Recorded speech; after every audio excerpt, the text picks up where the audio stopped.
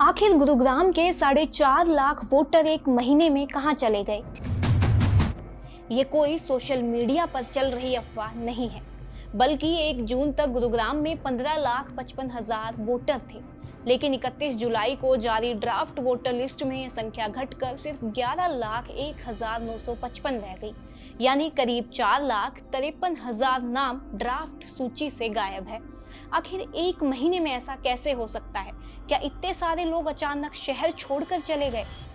आपके मन में भी ऐसा सवाल होगा, जिसका जवाब है SIR यानी स्पेशल इंटेंसिव रिवीजन। इस शब्द से शायद आप सब अब अच्छी तरह परिचित होंगे, क्योंकि पिछले कुछ महीनों में बिहार, उत्तर प्रदेश और दूसरे कई राज्यों में SIR को लेकर जितनी बहस हुई, उतनी शायद ही किसी चुनावी प्रक्रिया को लेकर हुई होगी।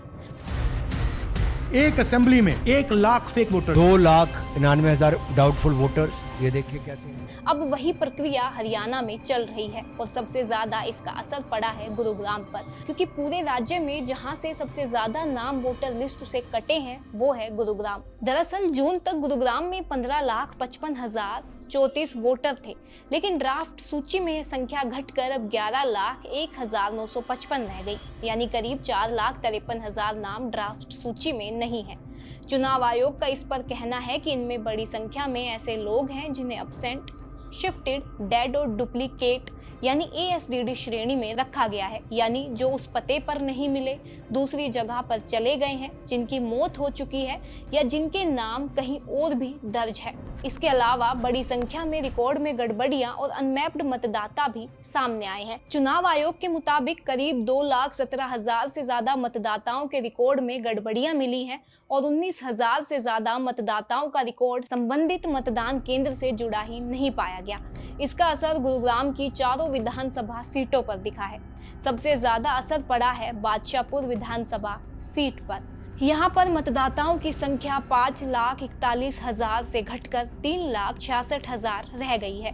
गुरुग्राम विधानसभा में मतदाता 4,50,000 से घटकर 2,71,000 रह गए हैं। वहीं सोहना में यह संख्या 3,03,000 से घटकर 2,45,000 हो गई। वहीं पटौदी में मतदाता 2,59,000 से घटकर 2,19,000 पर आ गए। हालांकि अभी यह अंतिम फाइनल वोटर लिस्ट नहीं है। चुनाव आयोग ने साफ किया है कि यह सिर्फ ड्राफ्ट सूची है। अगर किसी का नाम नहीं है या किसी तरह की गलती से किसी का नाम इस लिस्ट में शामिल नहीं है, तो 31 जुलाई से 30 अगस्त तक दावा और आपत्ति दर्ज कराई जा सकती है। जांच पूरी होने के बाद ही अंतिम वोटर लिस्ट जारी होगी, यानी जिन लोगों का नाम अभी ड्राफ्ट सूची में नहीं है, उनके पास अपना नाम वापस जुड़वाने का मौका है। बता दें 2025 में जब बिहार में यह प्रक्रिया लागू हुई थी, तब विपक्ष ने आरोप लगाया था कि बड़ी संख्या में सही मतदाताओं के नाम भी सूची से बाहर हो रहे हैं। राहुल गांधी समेत कई नेताओं ने चुनाव आयोग पर सवाल उठाए थे, जिस पर चुनाव आयोग ने कहा था उनका मकसद सिर्फ वोटर लिस्ट को सही करना है। मामला सुप्रीम कोर्ट भी पहुंचा था और अदालत ने SIR को वैध माना था। उसके बाद अब वही प्रक्रिया हरियाणा में है। इसलिए सबसे जरूरी सवाल इस वक्त ये नहीं है कि किसका नाम कटा और किसका नहीं।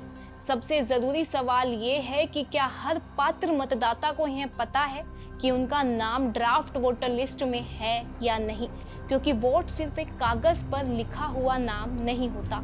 वोट लोकतंत्र में आपकी सबसे बड़ी ताकत है। उसी ताकत से सरकारें बनती हैं और बदलती भी हैं। इसलिए अगर आपका नाम ड्राफ्ट सूची में नहीं है तो इसे हल्के में ना लें। अपनी वोटर लिस्ट जरूर जांचिए, समय रहते दावा और आपत्ति दर्ज कराइए और यह सुनिश्चित कीजिए कि आपका संवैधानिक अधिकार सुरक्षित रहे।